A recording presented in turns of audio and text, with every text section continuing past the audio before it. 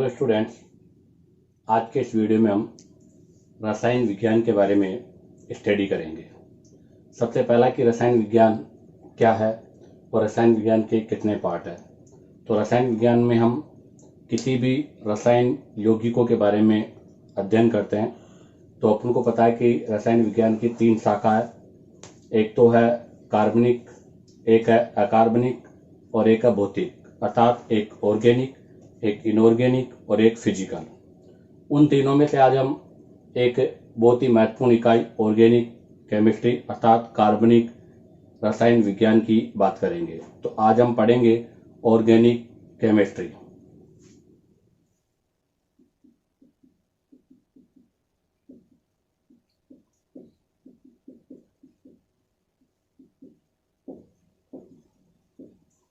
कार्बनिक रसायन विज्ञान।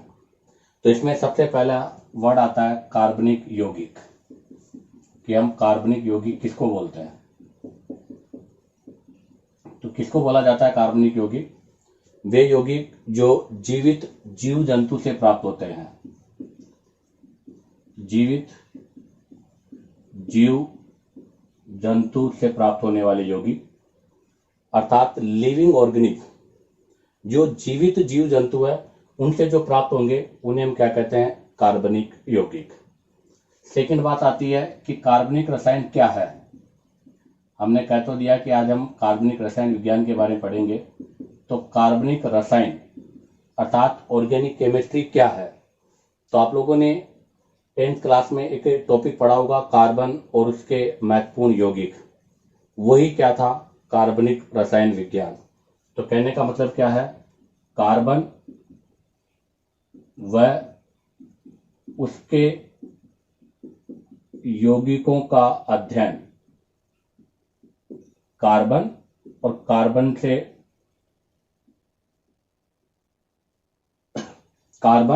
और उसके यौगिकों का जो अध्ययन है उसे हम क्या कहते हैं?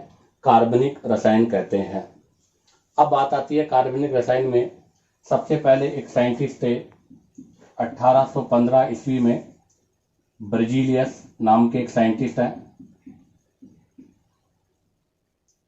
ब्रजीलियस 1815 में साइंटिस्ट थे। इन्होंने एक सिद्धांत दिया था, उसका नाम था VFT अर्थात वाइटल फोर्स थ्योरी। इस थ्योरी के अकॉर्डिंग क्या कहा उन्होंने? तो उन्होंने इस थ्योरी में कहा था कि कोई भी कार्बनिक यौगिक अर्थात आपका कोई भी जो यौगिक है जीवित जीव जंतु से जो प्राप्त होता है उसे प्रयोगशाला में नहीं बनाया जा सकता। ऐसा मानना था ब्रजीलियस का। अब ये कॉन्सेप्ट कितना सही है, कितना गलत है और ये कब तक वैलिड रहा, इसका हम बात करते हैं। तो जैसे ही 1828 ईस्वी में एक जर्मनी साइंटिस्ट हुए, आपके जर्मनी के एक वैज्ञानिक थे वोहलकर। इस वोहलकर ने क्या किया? आपके प्रयोगशाला में प्रथम आपके कार्बनिक यौगिक का निर्माण किया, जो कौन सा था? यूरिया। तो ध्यान दे, 1828 में जर्मनी के एक वैज्ञानिक थे वोहलकर। उन्होंने यूरिया नामक जो था प्रथम कार्बनिक रसायन कहां पर? प्रयोगशाला में।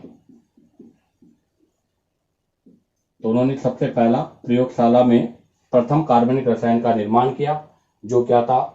यूरिया। तो ध्यान दे, 1828 में जर्मनी साइंटिस्ट वोहलकर ने सबसे पहला कार्बनिक यौगिक जो है यूरिया का निर्माण प्रयोगशाला में किया। जैसे ही ये कॉन्सेप्ट हुआ, ब्रजीलियस का कॉन्सेप्ट आपका क्या हो गया? गलत हो गया। अब उन्होंने वोहलकर ने जो यूरिया बनाया वो बनाया कैसे? तो उन्होंने इसको बनाने के लिए एक रिएक्शन लिखा, उसके बारे में बता दूं आपको कि अमोनियम सल्फेट की रिएक्शन जब पोटेशियम साइनेट के साथ कराई तो वहां से आपके पास अमोनियम साइनेट बना और उसके वाया क्या बना? यूरिया। तो मैं वो रिएक्शन आपको बताता हूं कि वो रिएक्शन क्या था। तो सबसे पहले आता है अमोनियम सल्फेट।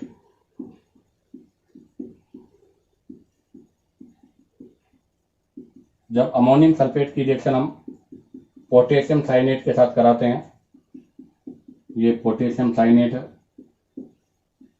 जब इसके साथ रिएक्शन कराएंगे तो आपके पास प्रोडक्ट बनेगा अमोनियम साइनेट और पोटेशियम सल्फेट। यह है अमोनियम साइनेट। ये जो अमोनियम साइनेट बना है इसको हीट कर देंगे तो इसको हीट करने से यूरिया का फॉर्मेशन होगा। तो वोल्कर साइंटिस्ट ने सबसे पहले आपके लैब में अर्थात प्रयोगशाला में प्रथम कार्बनिक रसायन यूरिया का निर्माण किया। और वो किससे किया? अमोनियम सल्फेट, पोटेशियम साइनेट आपस में रिएक्शन करके अमोनियम साइनेट का निर्माण करते हैं, जिसको हीट करने पर किसका फॉर्मेशन होता है? यूरिया का। इसी के साथ ये आपके कार्बनिक रसायन अर्थात ऑर्गेनिक केमिस्ट्री का जो हिस्ट्री या इंट्रोडक्शन है वो कंप्लीट होता है। अब हम यहाँ से इस रसायन विज्ञान को आगे के लिए इलोबरेट करते हैं, बढ़ाते हैं। तो हम पहले ही पढ़ चुके हैं कि इस कार्बनिक रसायन में हम क्या पढ़ेंगे? कार्बन और उसके यौगिक। तो इसका मतलब कार्बनिक रसायन विज्ञान में हम कार्बन के बारे में स्टडी करेंगे। तो आज का हमारा जो पॉइंट है, आज का जो हमारा लेक्चर है, इस लेक्चर में हम कार्बन के बारे में आपसे बात करेंगे। तो अब हम इसके आगे की पॉइंट की बात करते हैं। तो आज हम पढ़ेंगे कार्बन के लक्षण। और कार्बन के लक्षण का अध्ययन ही क्या है? ऑर्गेनिक केमिस्ट्री या कार्बनिक रसायन विज्ञान। तो सबसे पहला आता है कार्बन। तो कार्बन को प्रदर्शन करने का तरीका। तो कार्बन को प्रदर्शित किया जाता है 6C12। ये कार्बन के प्रदर्शन करने का तरीका है। तो आप यहां से देखो, इस कार्बन का परमाणु क्रमांक कितना है? 6। और इसका परमाणु भार कितना है? 12। अर्थात द्रव्यमान संख्या इसकी 12 है और इसका एटॉमिक नंबर परमाणु क्रमांक 6। अब यहां से देखो आप, परमाणु भार A क्या होता है? Proton plus neutron. और हमें पता है कि परमाणु क्रमांक किसके बराबर होता है? प्रोटॉन के। तो मैं आपसे पूछूं कि कार्बन में प्रोटॉन की संख्या क्या है? तो बताओ, कार्बन में प्रोटॉन की संख्या कितनी होगी? 6। मैं आपसे पूछूं कि कार्बन में इलेक्ट्रॉन की संख्या कितनी है, तो भी कितनी होगी? 6। और आपसे पूछा जाए कि कार्बन में न्यूट्रॉन की संख्या कितनी है, तो न्यूट्रॉन की संख्या निकालने के लिए आपको पता है द्रव्यमान संख्या प्रोटॉन प्लस न्यूट्रॉन के बराबर होता है। और द्रव्यमान संख्या कितनी है? 12। अगर 12 में से 6 को माइनस कर देंगे तो 12 में से 6 गए तो कितने बच गए? 6। तो कहने का मतलब यह है कि कार्बन में प्रोटॉन भी 6 है, इलेक्ट्रॉन भी 6 है और न्यूट्रॉन भी 6 है। अब हम बात करते हैं यहां से आगे इस कार्बन का इलेक्ट्रॉनिक विन्यास। जैसा कि आप लोगों ने पढ़ा होगा कि कार्बन का इलेक्ट्रॉनिक विन्यास होता है 2 और 4। अर्थात इसके संयोजी कोष में बाह्यतम कोष जिसको हम बोलते हैं, अर्थात इसके संयोजी कोष या इसका जो सबसे बाहर वाला कोष होता है जिसे हम बाह्यतम कोष बोलते हैं, उस बाह्यतम कोष में 4 इलेक्ट्रॉन होते हैं। कितने इलेक्ट्रॉन होते हैं? 4। अब हम इसको थोड़ा इलोबरेट करके पढ़ते हैं। इसको मैं इस तरह से तो लिख सकता हूं 1s², 2s² और 2p2। आप देखो इसका बाहर वाला कोष कौन सा है? 2 वाला। और इसमें टोटल कितने इलेक्ट्रॉन है? 2 और 2 4। तो बताइए इसके पास संयोजी कोष में कितने इलेक्ट्रॉन है? 4। तो इसी से बात आती है इसकी संयोजकता। तो बताओ कार्बन की संयोजकता कितनी होती है? तो कार्बन एक क्या होता है? चतुसंयोजी होता है। कार्बन एक क्या है? चतुसंयोजी। अर्थात कार्बन की संयोजकता कितनी होती है? 4। तो मैं से पूछूं आपसे कि कार्बन की संयोजकता कितनी है, तो आपका आंसर होगा 4। अर्थात कार्बन एक क्या है? चतुसंयोजी, टेट्रावैलेंट। अब हम बात करते हैं यहां से कि मैं ऐसे भी तो कह सकता हूं कि कार्बन के संयोजी कोष में इलेक्ट्रॉन की संख्या, क्योंकि संयोजकता संयोजी कोष के इलेक्ट्रॉन को बताती है। तो कार्बन के संयोजी कोष में इलेक्ट्रॉन की संख्या अगर आपसे पूछा जाए तो उसका आंसर कितना होगा? 4। कार्बन के संयोजी कोष में इलेक्ट्रॉन की संख्या 4 होती है। आप देखिएगा 4 में से 2 किसके अंदर है? एस में, और 2 किसके अंदर है? पी में। तो एस कक्षक में 2 है और पी कक्षक में भी 2 है। टोटल इलेक्ट्रॉन हो गए 4। अब हम बात करते हैं आगे यहां से सहसंयोजकता। ये एक नया वर्ड है, सहसंयोजकता। पहले तो संयोजकता और सहसंयोजकता में क्या डिफरेंस है वो हमें पता होना चाहिए। सहसंयोजकता क्या है, संयोजकता क्या है? संयोजकता तो क्या है, अपने अष्टक को पूर्ण करने के लिए रिक्वायर्ड इलेक्ट्रॉन, अर्थात कोई भी आपका जो तत्व है उसके संयोजी कोष में 8 इलेक्ट्रॉन हो जाने चाहिए, या तो उसके लिए चाहे वो इलेक्ट्रॉन को दे चाहे वो इलेक्ट्रॉन को ग्रहण करे, वो है उसकी संयोजकता। जबकि सहसंयोजकता क्या है? सहसंयोजकता का मतलब यह है कि ये कार्बन अपने चारों तरफ, कार्बन अपने अराउंड, कार्बन अपने चारों तरफ जितने बॉन्ड बनाता है, जितने सहसंयोजी बंध बनाता है, उस सहसंयोजी बंध को हम क्या कहते हैं? सहसंयोजकता कहते हैं। तो क्या परिभाषा बनी? तो परिभाषा बनी कि रासायनिक बंध के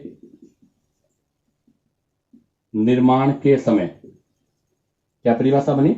रासायनिक बंध के निर्माण के समय दूसरे परमाणु के साथ साजित इलेक्ट्रॉन, क्या बना? रासायनिक बंध के निर्माण के समय दूसरे परमाणु के साथ साजित इलेक्ट्रॉन की संख्या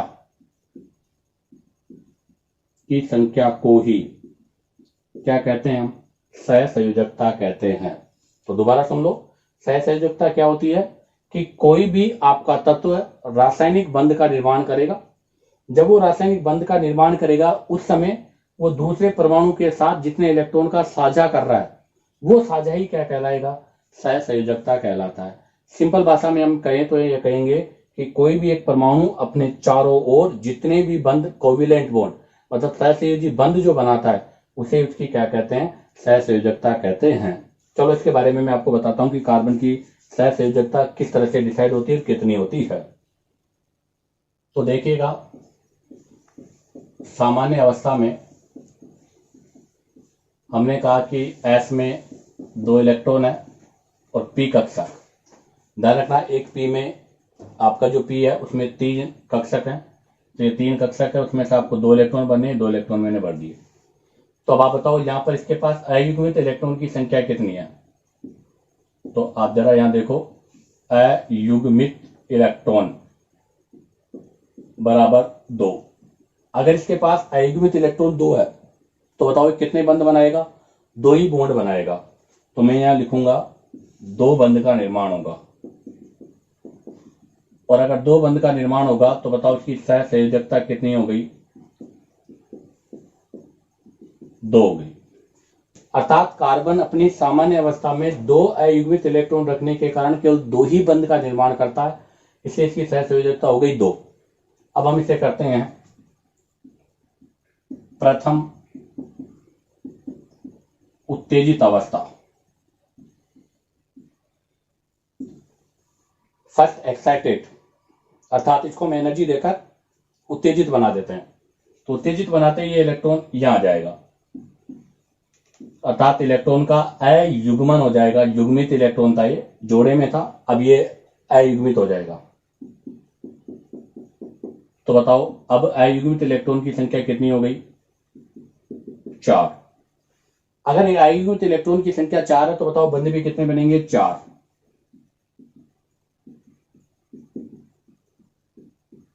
अब बताओ अगर 4 बंध का निर्माण होगा तो इसकी सहसंयोजकता कितनी हो गई? 4। तो इसका मतलब कंक्लूजन क्या निकला कि कार्बन की उच्चतम सहसंयोजकता 4 है और कार्बन की संयोजकता भी कितनी है? 4। तो कार्बन की उच्चतम सहसंयोजकता अगर आपसे कभी पूछी जाए तो उसका आंसर होगा 4। क्यों? क्योंकि कार्बन अपनी प्रथम उत्तेजित अवस्था में अधिकतम 4 बॉन्ड बना लेता है, इसलिए कार्बन की उच्चतम सहसंयोजकता कितनी मानी जाती है? 4 मानी जाती है। अब हम संयोजकता व सहसंयोजकता के बीच में अंतर पढ़ेंगे कि एक संयोजकता और सहसंयोजकता में क्या अंतर होता है। ठीक है, तो देखिए इनके बीच में क्या अंतर होता है। तो देखिएगा, संयोजकता और सहसंयोजकता में अंतर क्या है। तो मैं पहले ही कर चुका हूं। संयोजकता क्या है कि कोई भी परमाणु अपना अष्टक पूर्ण करने के लिए या तो इलेक्ट्रॉन देगा या इलेक्ट्रॉन को ग्रहण करेगा, वही उसकी क्या कहलाएगी, संयोजकता। तो शॉर्ट में हम कहेंगे अष्टक पूर्ण करने के लिए, अष्टक पूर्ण करने के लिए परमाणु द्वारा इलेक्ट्रॉन को या तो ग्रहण करना या त्यागना, ये इसकी क्या कहलाती है, संयोजकता। तो फिर सहसंयोजकता क्या है, ये मैं आपको बता चुका हूं कि कोई भी परमाणु अपने चारों ओर जितने अधिकतम सहसंयोजी बंध बनाएगा वो उसकी क्या कहलाएगी, सहसंयोजकता। तो परमाणु अपने चारों ओर अधिकतम जितने सहसंयोजी बंध बनाएगा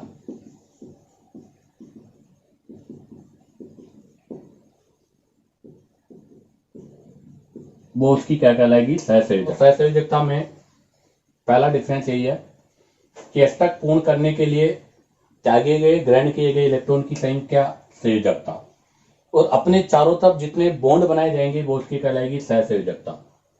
दूसरा, संयोजकता जो है वो परमाणु के संयोजी कोष, परमाणु के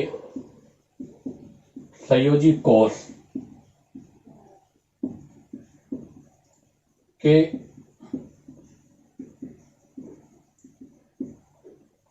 के इलेक्ट्रॉन के बराबर हो भी सकती है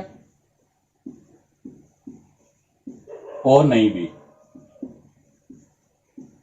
तो इसका मतलब हम यह है कि जो संयोजकता है वो संयोजी कोष में इलेक्ट्रॉन के बराबर हो भी सकती है और नहीं भी हो सकती है, जबकि संयोजकता हमेशा संयोजी कोष के इलेक्ट्रॉन पर निर्भर करती है। ये संयोजी कोष के इलेक्ट्रॉन पर निर्भर होती है। तीसरा पॉइंट और तीसरा डिफरेंस यह है कि यहां पर तो इलेक्ट्रॉन को ग्रहण किया जाता है या त्यागा जाता है, तो इसका मतलब वो परमाणु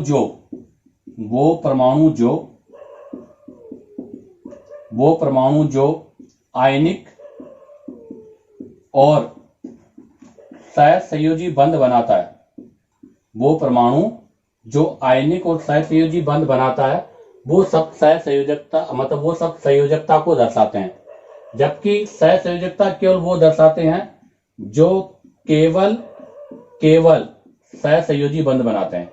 तो ध्यान रखना, जो केवल और केवल सहसंयोजी बंध बनाते हैं वो सहसंयोजकता दर्शाते हैं, जबकि जो सहसंयोजी और आयनिक दोनों बंध बनाते हैं वो संयोजकता दर्शाते हैं। क्यों?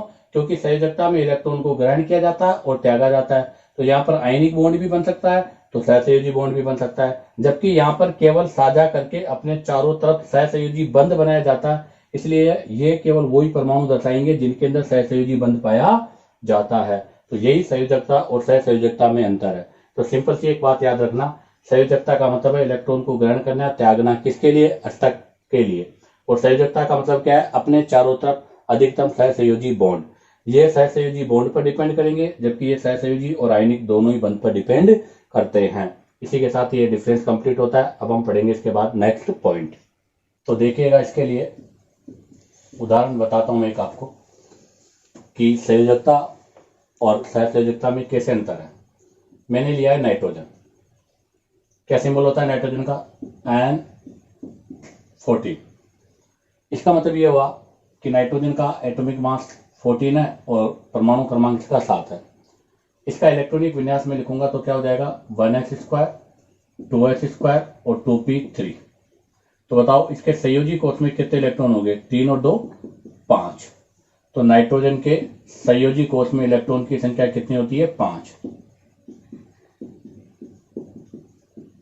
अब बताओ अगर इसके संयोजी कोष में इलेक्ट्रॉन 5 है तो इसको अपना अष्टक पूर्ण करने के लिए कितने इलेक्ट्रॉन की जरूरत है, तो हम बोलेंगे अष्टक पूर्ण करने के लिए 3 इलेक्ट्रॉन की आवश्यकता है। तो इसका मतलब क्या करेगा, ये 3 इलेक्ट्रॉन ग्रहण करेगा। तो ऐसा भी तो हो सकता है कि ये 5 इलेक्ट्रॉन को डोनेट भी कर सके, तो इसका मतलब ये हुआ कि नाइट्रोजन अपनी संयोजकता मतलब अपने स्तर को पूर्ण करने के लिए या तो 3 इलेक्ट्रॉन लेगा या 5 इलेक्ट्रॉन देगा। तो बताओ नाइट्रोजन की संयोजकता क्या हो गई? तो इसके बेस पर अगर हम निकालें तो नाइट्रोजन की संयोजकता हो गई या तो 3 या 5। लेकिन अब बात करते हैं सहसंयोजकता। अगर हम सहसंयोजकता की बात करें तो सहसंयोजकता कहती है कि नाइट्रोजन कितने अधिकतम बॉन्ड बनाएगा। तो ध्यान रखना, नाइट्रोजन की सहसंयोजकता होती है 4। क्यों? क्योंकि आप देखो, अगर मैं इसको इलेक्ट्रॉनिक विन्यास के रूप में लिखूंगा तो ऐसे लिखूंगा। तो देखो 3 अयुग्मित इलेक्ट्रॉन पी के हैं, तो 3 तो पी में, और एक एस के लोन पेयर है एक एस का। तो बताओ टोटल कितने बॉन्ड बन जाएंगे कोवेलेंट?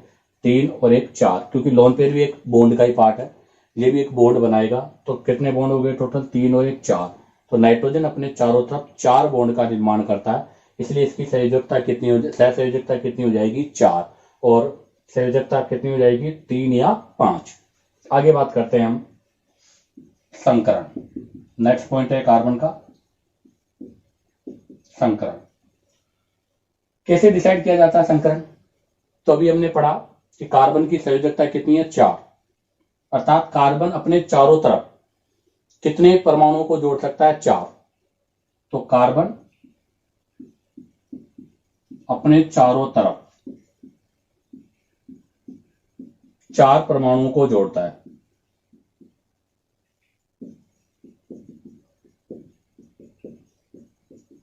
और 4 परमाणुओं को जोड़ने के कारण इसका संकरण होता है sp3। कहने का मतलब है कि कार्बन के साथ इस तरह से 4 बंध बनते हैं और ये चारों बॉन्ड 4 सिग्मा बॉन्ड बनाते हैं, और 4 सिग्मा बॉन्ड की वजह से इसका संकरण कौन सा होता है? sp3। और sp3 संकरण की आकृति कौन सी होती है? चतुष्फल की है, जिसमें बंध कोण का मान कितना होता है? 109 डिग्री और 28 मिनट।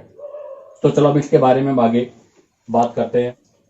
तो देखिए नेक्स्ट पॉइंट नंबर 7, हम 7वें पॉइंट की बात करते हैं, आकृति। तो कार्बन की आकृति होती है चतुष्फल की है, जो भी अपन ने बताया था कि इसमें संकरण होता है sp3, और sp3 संकरण की आकृति होती है चतुष्फल की। हम ऐसे भी कह सकते हैं कि जो कार्बन है, तो देखो ये कार्बन है, इस कार्बन की चारों जो वैलेंसियां हैं वो चारों वैलेंसियां अपनी इस तरह से व्यवस्थित करता है ये। अर्थात एक कार्बन है, इसके चारों तरफ जो वैलेंसियां हैं वो एक चतुष्फलक, अर्थात हम ऐसे कह सकते हैं कि चारों संयोजकता नियमित चतुष्फलक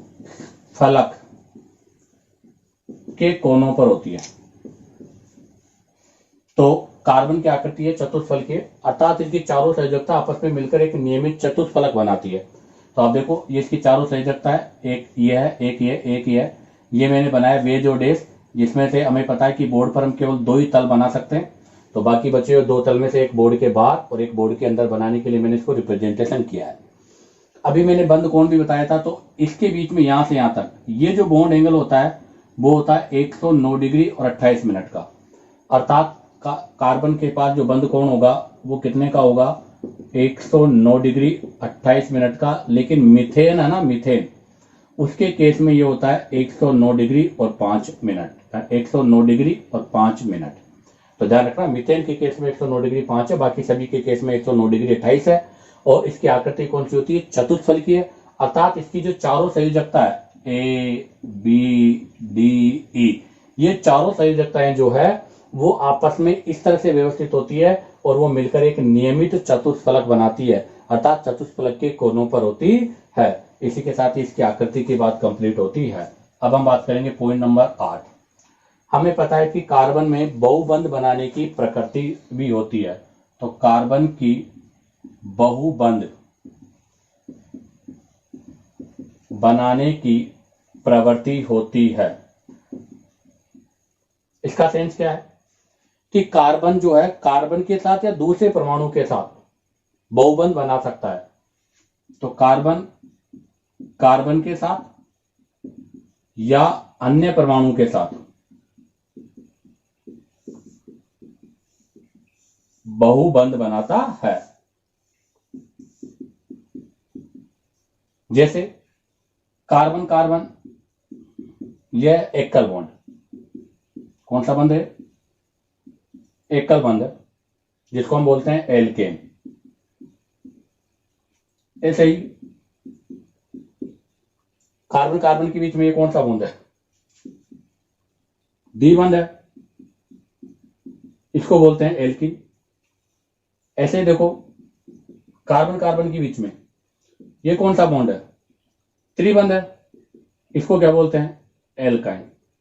अर्थात कार्बन कार्बन आपस में एकल बंध से भी जुड़ सकता है, डबल बॉन्ड से भी जुड़ सकता है और त्रिबंध से भी जुड़ सकता है। कोई जरूरी नहीं कि कार्बन कार्बन हो, कार्बन के अलावा अदर एटम भी हो सकता है। जैसे देखो आप, carbon nitrogen, carbon oxygen, carbon halogen, carbon hydrogen, ये दोनों सिंगल बॉन्ड से, एकल बॉन्ड से, ये डबल बॉन्ड से और ये ट्रिपल बॉन्ड से। अर्थात कार्बन के अंदर ही बहुबंध बनाने की प्रवृत्ति होती है और इसी बहुबंध बनाने की प्रवृत्ति के कारण कार्बन के यौगिक सबसे ज्यादा पाए भी जाते हैं। अब हम इसके बाद में आगे के पॉइंट की बात आते हैं कि संकरण को कैसे निर्धारित किया जाता है। जैसे भी मैंने संकरण लिखा था sp3, तो उसका निर्धारण कैसे किया जाता है वो मैं भी आपको जस्ट बताता हूं। आपको एक सारणी बना रहा हूं। बंध, सिग्मा बंध की संख्या, आप लोगों ने पढ़ा होगा बंध दो हैं, एक सिग्मा बॉन्ड एक पाई बॉन्ड। उनमें से जो सिग्मा बॉन्ड होता है ये स्ट्रॉन्ग होता है, पाई बॉन्ड वीक होता है। इसके बारे में हम आगे की क्लासेज जब आएगी उनके बाद उनमें पढ़ेंगे, तब इनकी बात करेंगे। दूसरा आता है पाई बंध की संख्या। तीसरा आपका है संकरण। चौथा है इसकी बंध कोण और पांचवा उसकी आकृति। इनके बारे में आपको बताना है। तो देखिएगा, सबसे पहले बंध की अगर मैं बात करूं तो मैंने भी कहा था कि कार्बन कार्बन के बीच में सिंगल बॉन्ड हो इस तरह से, तो कौन सा हुआ? एल्केन। अर्थात कौन सा बंध हुआ? एकल। अगर कार्बन एकल बॉन्ड बनाता है तो उसमें बनने वाले सारे बॉन्ड सिग्मा होते हैं। ये भी सिग्मा, ये भी सिग्मा, ये भी सिग्मा और ये भी सिग्मा। तो बताओ, एक कार्बन के चारों तरफ 1 2 3 4 कितने सिग्मा बॉन्ड है? 4। और पाई बॉन्ड कितना है? कोई पाई बॉन्ड नहीं है। अब ध्यान रखना, संकरण का निर्धारण हमेशा सिग्मा बॉन्ड से निर्धारित होता है। तो इसके पास अगर 4 सिग्मा बॉन्ड है तो संकरण होगा 4 वाला, कौन सा? sp3। अर्थात कार्बन अपनी जो बॉन्ड बनाने की टेंडेंसी उसमें 3 p कक्षक और एक s को मिलाकर कितने कक्षक बनाएगा? 4। तो मैं ऐसे कह सकता हूं कि सिग्मा बंधों की संख्या जो होती है वो संकरित कक्षकों के बराबर है।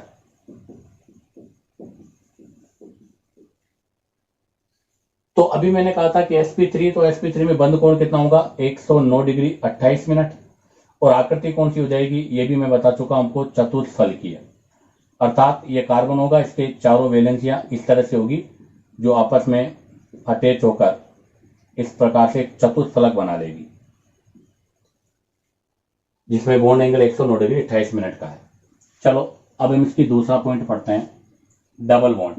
अब की बार कार्बन कार्बन के बीच में डबल बॉन्ड है, इसको हम एल्कीन कहते हैं और ये द्विबंध है।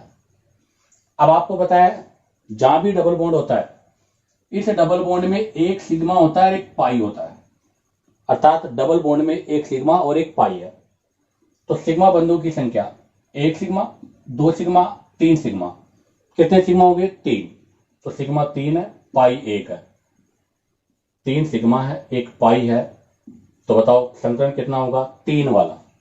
तो अब की बार 3 यूज करेंगे तो एक एस का, और पी में 3 की जगह कितना हो जाएगा? 2। तो 2 और 1 3 हो गए। तो ये आपका sp2 संकरण हो गया। इसमें बंध कोण कितना होता है? 120 डिग्री का, और इसकी आकृति होती है इस तरह से। इसको बोलते हैं समतलीय त्रिकोणीय। बिल्कुल ये आकृति हो जाएगी आपकी समतलीय त्रिकोणीय, ट्राइंगुलर प्लेनर। अब आता है आपका थर्ड पॉइंट है कि अब कार्बन कार्बन के बीच में ट्रिपल बॉन्ड है। कौन सा बॉन्ड है? ट्रिपल बॉन्ड है। अगर ट्रिपल बॉन्ड है तो इसको क्या बोलेंगे, एल्काइन, और एल्काइन का मतलब क्या हो गया, त्रिबंध। अब देखो त्रिबंध में ये तो सिग्मा है सिंगल वाला, लेकिन ट्रिपल बॉन्ड में अर्थात तीन जो आपने बॉन्ड लगाए इनमें से ऊपर वाला भी पाई, नीचे वाला भी पाई और बीच वाला सिग्मा होता है। अर्थात ट्रिपल बॉन्ड में एक सिग्मा और दो पाई होते हैं। तो बताओ इसके पास टोटल सिग्मा कितने होंगे, एक और एक दो, दो सिग्मा है दो पाई है। तो संकरण में तो केवल दो ही सिग्मा काउंट होंगे, तो अब की बार केवल दो ही कक्षक भाग लेंगे, तो अब की बार दो कक्षक में एक एस हो जाएगा और एक पी हो जाएगा। तो बताओ संकरण कौन सा आ गया, एस पी। तो बॉन्ड एंगल कितना आ जाएगा, 180। आकृति क्या हो जाएगी, रेखीय, अर्थात किस तरह से बिल्कुल एक लाइन में होंगे। एक और मैं लॉजिक बता देता हूं आपको डायरेक्ट संकरण निकालने का। अगर किसी के चारों तरफ सिंगल बॉन्ड है तो सिग्मा सिग्मा सिग्मा सिग्मा, तो वो हमेशा sp3 होगा। अगर कार्बन के साथ में डबल बॉन्ड है तो एक सिग्मा और एक पाई। तो अगर कार्बन पर एक पाई है, ध्यान से सुने, अगर कार्बन पर एक पाई है तो संकरण होगा sp2। ट्रिपल बॉन्ड में पाई सिग्मा पाई, कितने पाई हुए, दो। अगर कार्बन के साथ में दो पाई है तो संकरण कौन सा होगा, sp। तो ध्यान रखना, दो पाई होंगे तो sp संकरण, एक पाई होगा तो sp2 और कोई पाई नहीं होगा तो कौन सा संकरण होगा, sp3। इसके बाद हम कार्बन की लास्ट जो प्रॉपर्टी है 9 नंबर श्रृंखलन, उसके बारे में बात करते हैं। देखिए नेक्स्ट 9 नंबर श्रृंखलन किसको बोलते हैं, श्रृंखलन, सेल्फ लिंकिंग टेंडेंसी, अर्थात स्वयं के साथ जुड़ने की प्रवृत्ति। स्वयं के साथ जुड़ने की प्रवृत्ति को हम श्रृंखलन कहते हैं। अगर आपसे कभी पूछा जाए कि पूरी आवर्त सारणी में सबसे ज्यादा श्रृंखलन का गुण, तो ध्यान रखना सर्वाधिक श्रृंखलन का जो गुण है पूरी पीरियोडिक टेबल में वो कार्बन के अंदर ही होता है, और कार्बन में सर्वाधिक श्रृंखलन का गुण होने के कारण पूरे अर्थ पर सर्वाधिक यौगिक भी कार्बन के ही पाए जाते हैं। तो ध्यान दें, यहां से दो इंपॉर्टेंट पॉइंट है कि पूरी आवर्त सारणी में सबसे ज्यादा श्रृंखलन गुण किसमें पाया जाता है, कार्बन में, और कार्बन में सर्वाधिक श्रृंखलन गुण होने के कारण सर्वाधिक यौगिक भी किसके होते हैं, कार्बन के होते हैं। तो बताओ श्रृंखलन क्या है, स्वयं के साथ जुड़ने की प्रवृत्ति। तो मैं इसको ऐसे भी कह सकता हूं कि कार्बन में श्रृंखलन गुण के कारण, कार्बन में श्रृंखलन गुण के कारण हमें पता है खुली और बंद श्रृंखला पाई जाती है, और ये खुली जो बंद श्रृंखला है यही इसकी किसकी प्रॉपर्टी को रिप्रेजेंट करता है, श्रृंखलन प्रॉपर्टी को रिप्रेजेंट करता है। अर्थात कार्बन कार्बन कार्बन कार्बन आपस में जुड़कर एक बहुत बड़ी लंबी श्रृंखला का निर्माण करता है, उसे ही हम श्रृंखलन गुण कहते हैं, और यही आपकी सबसे ज्यादा प्रॉपर्टी किसके अंदर है, कार्बन के अंदर है। तो इसका कारण क्या है, तो चलो इसके कारण की हम बात करते हैं। तो इसका कारण यह है कि कार्बन के श्रृंखलन की जो ऊर्जा है वो बहुत ज्यादा होती है। अर्थात कार्बन के अंदर श्रृंखलन के लिए जो बंद ऊर्जा है उसकी वैल्यू बहुत ज्यादा है, और उसकी वैल्यू बहुत ज्यादा होने के कारण कार्बन में श्रृंखलन का कैरेक्टर सबसे ज्यादा होता है। कैसे, तो देखो आप, carbon carbon, silicon silicon, phosphorus phosphorus और नाइट्रोजन नाइट्रोजन। अगर मैं इनकी बंद ऊर्जा, इनकी बॉन्ड एनर्जी किलो कैलोरी में लिखूं तो इसकी तो बॉन्ड एनर्जी होती है 85 85, इसकी होती है 54, इसकी होती है 50 और इसकी होती है 39। अब आप देखो कि जब कार्बन कार्बन में बंद श्रृंखलन होगा तो उस समय जो एनर्जी है वो कितनी चाहिए, 85, मतलब 85 एनर्जी यहाँ पर है। जबकि नाइट्रोजन में कितनी है, 39। तो सबसे कम किसमें होती है, नाइट्रोजन में, और सबसे ज्यादा किसमें होती है, कार्बन में। इसी कारण कार्बन के सर्वाधिक यौगिक आपको मिलेंगे, सबसे ज्यादा श्रृंखलन गुण भी मिलेगा। जबकि नाइट्रोजन में देखो आप, नाइट्रोजन में श्रृंखलन का गुण नहीं होता, केवल नाइट्रोजन नाइट्रोजन दो ही कंबाइन हो सकते हैं, ज्यादा कंबाइन इसमें टेंडेंसी नहीं है, अर्थात इसमें श्रृंखलन का प्रॉपर्टी नहीं होती। इसी के साथ ये कार्बन के गुणधर्म जो हैं वो कंप्लीट होते हैं। नेक्स्ट वीडियो में हम इसके आगे के पोर्शन की बात करेंगे।